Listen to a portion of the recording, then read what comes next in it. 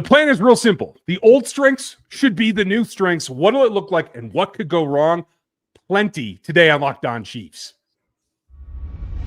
From the land of the free and the home of the Chiefs, this is the Locked On Chiefs podcast.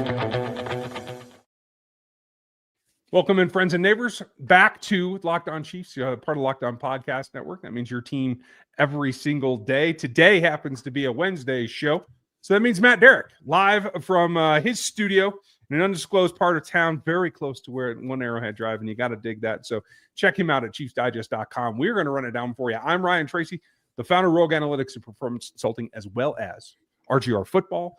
You can find here on YouTube and anywhere around, as well as NFL 33, where we cover the rest of the league. So with that said, there's an elephant in this room, and we're going to have to talk about it, and it's going to have a big impact on this season. We'll get to that coming up later. What could go wrong? What are the tripwires facing this team this season? But we start where we should start, and that is the strength and the arm and the timing of one Patrick Mahomes. And I feel, Matt, very optimistic right now, and you should address this somewhere, I'm sure, on either 41 is the mic or on Chiefs Digest on YouTube or on ChiefsDigest.com. The spring looked a little bit different to me from what I saw, and you were there, so you got to see it in person. Maybe you disagree, but it looked like almost trying to force what your ceiling is to come back out in what I felt was kind of a curtailed, truncated offensive scheme the last two seasons. It feels like the reins are back off. Am I crazy? You're not crazy. I mean, there is definitely, between Patrick and Andy Reid talking about the fact that they want to be pushing the ball more downfield. And it's not simply just taking more shots. It's not about getting the deep ball back. I mean, Chiefs would love to have that, but they want to get away from what last year turned into, and really maybe the last couple of seasons turned into, which has been, Mahomes being more game manager and checking things down and kind of taking what's being given. I mean, it's been circumstance that's forced the Chiefs to do that. I mean, they've had so many injuries the last couple of years. Things didn't work out the way that they designed either of the last couple of seasons. But now I think what the emphasis is that they're planning for the best. They're planning that they're going to have the weapons available, that they're going to have the resources available, and how are they going to operate with that scenario? But being prepared that, hey, if things don't work out the way that you planned, that you don't become the number 15 offense in the league, that you still maintain your identity and you, for lack of a better phrase, do what you do. And I think that's the way they have to go about it. Now, the personnel is never going to be the same. There is no second Tyreek Hill. As fast as Xavier Worthy is, he doesn't decelerate or change direction like Tyreek. It's not a one-for-one. But in the aggregate and putting together what is, everybody likes to call it a basketball team. I don't. Wide receivers ought to be a track team. That's what we're looking for here, right? Because if you're going to play deep shell coverage, you have to be able to attack it in a number of different ways, and all of them involve either getting behind them or getting in front of them and drawing coverage away. So what I'm looking for, and this is why it feels like it could be a new strength with the ability to run overs, the ability to attack the middle with Rasheed Rice, and now Xavier Worthy with a year under his belt. And Hollywood, I think, in what is a slightly different role than they had originally planned, but it feels like it's an improvement on what the original plan was for this trio, plus a better supporting cast with another rookie that you feel can work inside, a little bit more speed if things work out, whether it's on the length of the X wide receiver, there's very few on this roster, or whether it's just being able in the aggregate to attack more of the field. It's starting to feel to me like if the plan goes according and nobody gets hurt for the season, these strengths in where you attack the ball, not just over the top, may end up looking like the old strengths from 2019, from 2018, where you could go anywhere on any play and it's not what the defense is dictating. Yeah, and looking back, I mean, looking at 2020, 2021, even 2019, pull it into there. I mean, let's set 2018 in its own category, because, I mean, hey, Patrick Mahomes can do that, but you're only going to see Patrick Mahomes put up 2018 numbers if he's got the 31st ranked defense in the league. I mean, he can get into shootouts and he can put up 5,300 yards or something crazy like that and 50 touchdowns, but he's going to have a terrible defense to go along with that. So let's look at, 2019 to 2021, that era of the Chiefs. And, compared to what you have now, I mean, I would say that at the top, you're not as good as you were because let's face it, you had essentially 2 number 1 receivers. And let's just throw Travis Kelce in that conversation. Yeah. Let's just count the tight ends as receivers. You had 2 number 1s. You had Kelce and you had Hill. Now, who's your number 1? I mean, in the dream scenario, if you had the Chiefs plot down right now how many yards all their receivers and pass catchers are going to get this season, I mean, I think they would probably optimistically plop down Rasheed Rice for like 1,400 yards. I mean, they think he can be more than that, but hey, coming off the injury, maybe a little conservative. They might not have another 1,000-yard receiver. And, back then they had 2, but they are, who's your number 3? I mean, your number 3 receiver could be Hollywood Brown. Maybe it's going to be Xavier Worthy. I don't know. But back then it was McCole Hardman, and McCole was fine. But right now, I mean, both those guys, Hollywood and Xavier, are honestly more accomplished receivers right now than McCole was. Number 4, I mean, is it going to be Juju? Juju's a more accomplished receiver than DeMarcus Robinson ever was. I mean, on down, Jalen Royals as your 5 would be, once again, I mean, a more accomplished 5. Your tight ends are not going to be as accomplished, but, that receiver group, up and down, I think is going to be more consistent and more productive than what you had back then. And that's exactly what this team needs. And there's another element to it as well, which is that I think is maybe the most underrated part of this offense and what it needs is that 2019, 2020, 2021, what did you have?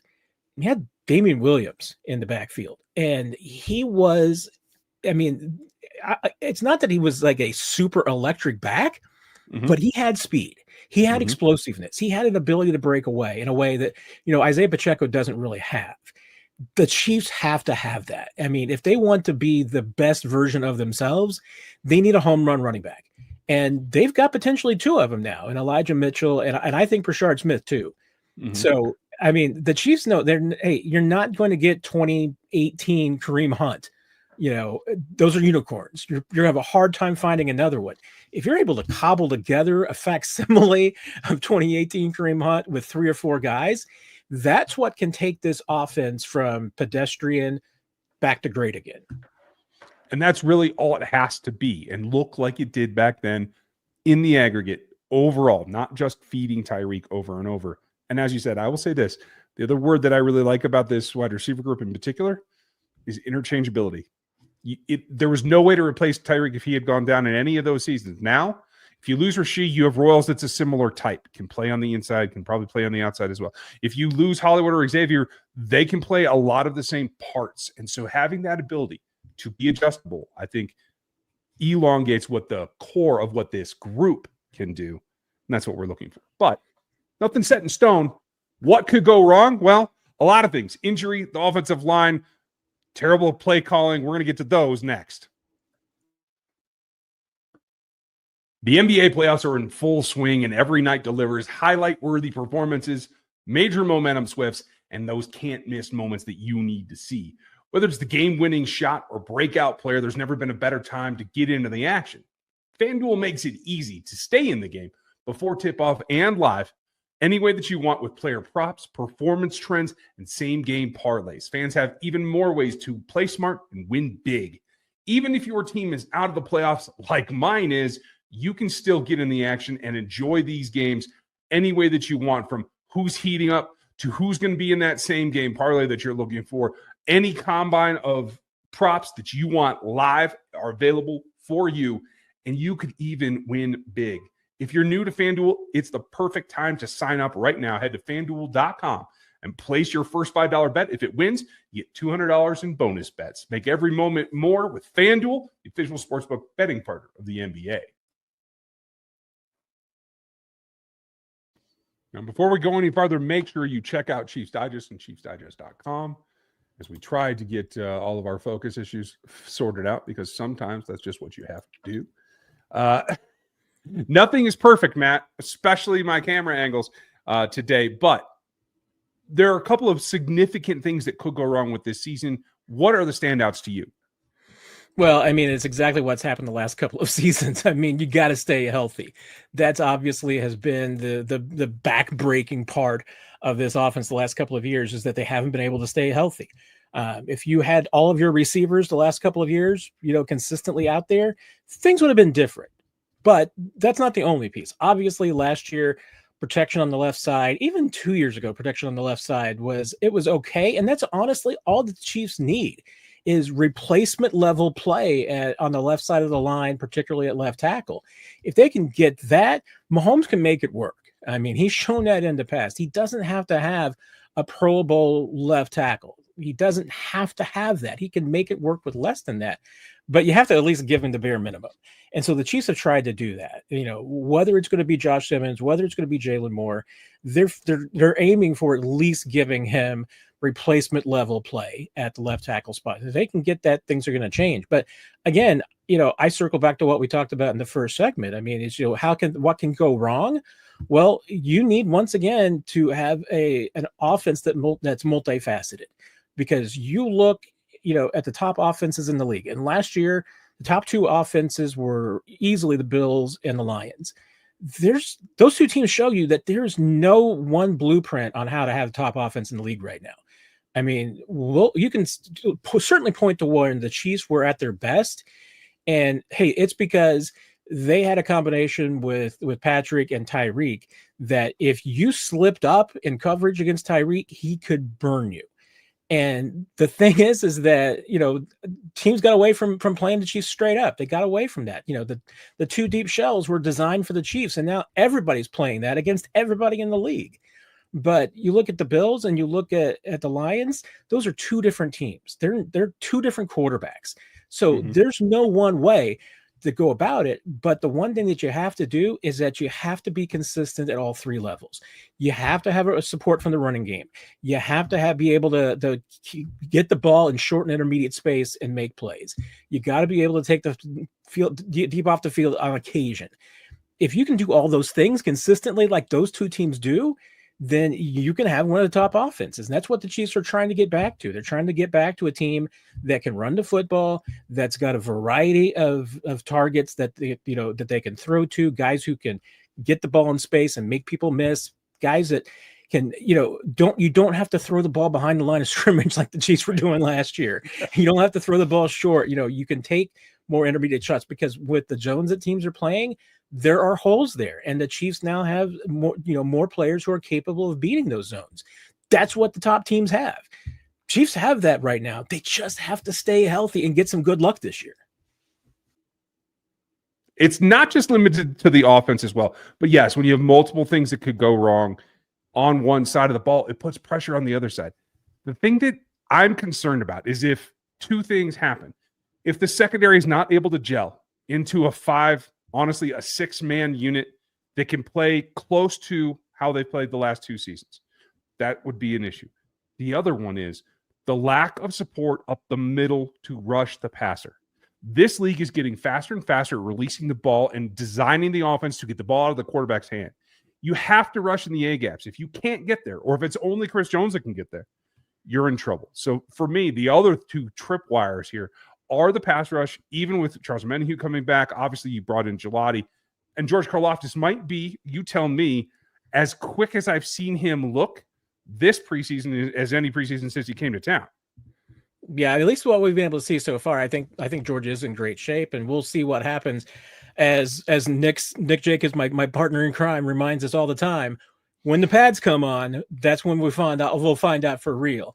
But you're right. I mean, and that's why, to me, the most important addition this offseason, it wasn't Josh Simmons. It wasn't necessarily Jalen Moore. I mean, one of those two guys might prove to be the most important. But I think the most important right now is going to be Omar Norman-Lott, because the Chiefs need another interior pass rusher. They need somebody that can help out Chris Jones, need somebody who can get consistent pressure, because if you can't generate that consistently on the inside, it's easy pickings. I mean, we saw it last year, and especially when the Chiefs, without Charles Menahue at full strength, didn't really have the diversity of pass rushers on the outside. This year, once again, What are the Chiefs hoping? They're hoping that with a Minihue, with Lottie, with Omar Norman Lott, that, with Gelati and Lott's going to drive me crazy. And, getting them right. And it's going to just drive me nuts at some point this season, Ryan. But I consider Charles Minihue a new addition, because no point last year was he Charles Minihue. He's looking more like Charles Minihue of old right now. So that, I think, might be as important as anything else. I mean, even Karlaftis, being in better shape and being quicker. And honestly, I think that Gelati being around probably is going to help that, because, again, if you're pushing guys and have competition, that makes players better. So, and I don't think there's any doubt. The one guy who may have the most writing on this season outside of Trey Smith, to me, it's George Karlaftis, because Karlaftis could play himself into an extra $80 million if he has a big season this year. Yeah, let's hope that he realizes that as well. That's what I'm looking for. There are plenty of things that have to happen for this all to go right, and we've outlined some of them here. One big domino is left. They have to sign Trey Smith. Will they? Next.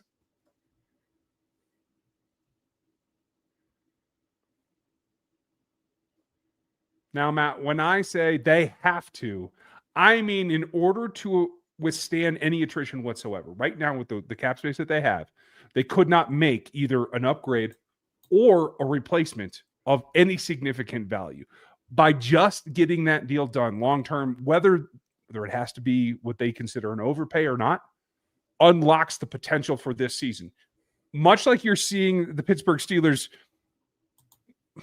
morph around one bad decision to try to make a ton of other decisions, the Chiefs have to make this come together in order to be viable to make other moves, right? Do you think at this point that this elephant in the room is shrinking, or is this becoming a larger problem as we're 15 days out from the deadline? Yeah, you're right. And the fact that you kind of talk about the dominoes, that's what's important, because Trey Smith is not just one domino by himself. He's the first domino that has to fall for a lot of other things to get done, because until you know what you're going to be doing with Trey Smith and how he fits into the plan over the next 3 to 5 years, it makes it a whole lot harder and more difficult to figure out what you're going to do with Trent McDuffie and George Karlaftis. And both those guys, you have the 5th-year option, so you don't have to be making any major decisions in the next 6 months. If you're the Chiefs, you'd love to get one or both of those guys signed. Like we said, if George Karlaftis goes out and has a big year, right now, places like Spotrac say his market value is like 3 for 66 years on the free agent market. He goes out and gets 15 sacks. That's going to be more like 5 for 140. So, that could be a big difference. And obviously, I think you need to take advantage of Trent McDuffie having below market deals for the next 2 years, because his 2026 5th-year option is so affordable. You need to get something done with him. Because the opportunity is there. But again, until you know where Trey Smith fits in, that gets really difficult to do. And now the Chiefs, I would anticipate they're probably going to have the franchise tag available to them again next offseason for Trey Smith if they wanted to. But once again, you're going to have to make the decision. Is Trey Smith going to play under a second tag? Are you going to tag and trade? Are you going to be able to get something done long-term? The Chiefs have until the July 15th to get something done with Trey Smith. Now, the fact that everything is radio silent right now, to me, isn't great news. Doesn't mean that something can't get done. I certainly would be surprised if anything happens before or immediately after the holiday. July 10th to 15th is really your sweet spot of getting something done if there's going to be any news about Trey Smith. And remember, this is going to be before the team gets up to St. Joe, so there won't be any distractions from that standpoint. You can get something done before all the veterans report. But you're right. You need to figure out what you're going to do with Trey Smith before you can get a lot of other stuff done. One domino falls, there are a lot of things that have to follow. If they don't, Trey showed up, looks like he's pretty jovial mood, just going to play on the tag. Okay, that doesn't hurt the performance on the field. Hopefully it doesn't become a distraction either. As you look at the group right now with Juwan Taylor out there, off-season knee issue. You have Jay Moore coming in, don't know really the fit yet. offensive line, as you said, really doesn't make their mustard until they get the pads on. Simmons, the surprise. Having this big question mark be in this offensive line group that has some unsettled things, Sumatia going inside, multiple positions could be manned by new people. Does the Trey thing help or hurt? Does it circle the wagons in the room, or is it a distraction for the other players trying to make their mold? I mean, there's a handful of players that I could say that if you tagged them and they had to play on the franchise tag, that it's just not going to affect them or anybody around them. Trey Smith would be one of those handful. He's just that even keeled. I mean, we saw it. I mean, he came back. There was no evidence whatsoever that he was any type of a distraction during the mini camp. There was no conversation of it. Now, we haven't got the chance to talk to him yet. I mean, the Chiefs are going to have to make him available at camp. So, the complete radio silence isn't going to be available for long. But I've also been around Trey Smith and covered him long enough to know that he's not going to negotiate in public. So he's going to be dealing with any and all questions about the contract and the franchise tag pretty quickly with the same answer. He's not going to he's disciplined. He's not going to get off track and say the wrong thing or do the wrong thing. He's just going to say, hey, I'm leaving it up to my agents. I'm here to play football. Probably get some variations on that answer 100 times in training camp, especially if something doesn't get done. I mean, if he's playing under the tag. So, I mean, some players, I think it could become a distraction. Trey Smith is one of those guys. He's going to leave it at the locker room door. And I don't think it's going to be an issue for the teammates either. Okay. Well, that makes me feel a little bit better. So with the situation and with the, radio silence, as you call it, I like that. It only takes one blip, like in any submarine movie. One blip will set you off, right? How do you feel next week when we talk? It will be the 8th. We'll be very close to that 10-ish deadline. And the week after that, we will speak on the day that is the deadline. Do you think we're happy when we're talking about that as an extension? Or are we a little bit concerned that this didn't get done? I mean, I'm at this point pretty pessimistic about something getting done because I don't see what the holdup is. If there wasn't any issue, if these two sides were pretty close, I really don't see what would be keeping them apart and keeping them from getting a deal. And when Brett Veach talked about it, he had I don't want to call them excuses, but he had the reasons why something wasn't done. Hey, we're getting ready for the draft. Trey's got big name agents. They've got a lot of people getting ready for the draft. And it's like, hey, everybody's getting ready for mini camps and, agents are getting their players in, and Veach is working on getting their guys. Then you had a month where nothing was going on. I mean, granted, there's some people trying to fit in vacations and all of these things, and that's what's going on right now too. But you had a month. And, one of the things that, like I said, I heard from the Chiefs side of the equation repeatedly about when they expected to get something done with Trey Smith. It was during the spring. So the fact that it's gone on to this point makes me feel like it's more than likely not going to get done. I'm not betting against it. It's just that to me, I'm pretty pessimistic that something will get finalized. I think Trey's going to play under the franchise tag. And, and it's a little bit of a surprise because obviously, hey, the Chiefs and Trey's side, certainly I think both sides wanted to get something done. But when that cap increased back in around the Super Bowl, when they found out that, after the Super Bowl, that the cap was going to be higher this year than it was originally expected, that changed everything in the financial equation for Brett Veach and his staff. Because suddenly it went from they couldn't tag Trey Smith and had to get something done to now he can play under the tag. And you have options because, what happens if Trey Smith plays this year under the tag? I mean, you've drafted Josh Simmons. He's your left tackle of the future. Jawan Taylor is probably going to be leaving after this season based on his contract. Jalen Moore could be your right tackle of the future. And now you would have maybe a Hunter Norzad or a Mike Caliendo, Wanye Morris. That could be an option at right guard. I mean, the Chiefs are going to have possibilities. And to me, I think that the only really downside to having Trey Smith play under the franchise tag this year is that it really limits your ability to get anything of value for him next year. Because if you're going to trade Trey Smith and try to get more than a third round comp pick, you're going to have to tag and trade. And that is a risky move with the franchise tag on a second tag. Yeah. That's expensive. That's approaching $26 million. So that is a high price to pay. Hopefully we won't have to get there, folks, and we will have any news that comes on Trey Smith as an emergency or otherwise when that happens. And hopefully, Matt, we'll have something positive to talk about next week. In the meantime, everybody go check out ChiefsDigest.com, Chiefs Digest on YouTube, and 41 is the mic.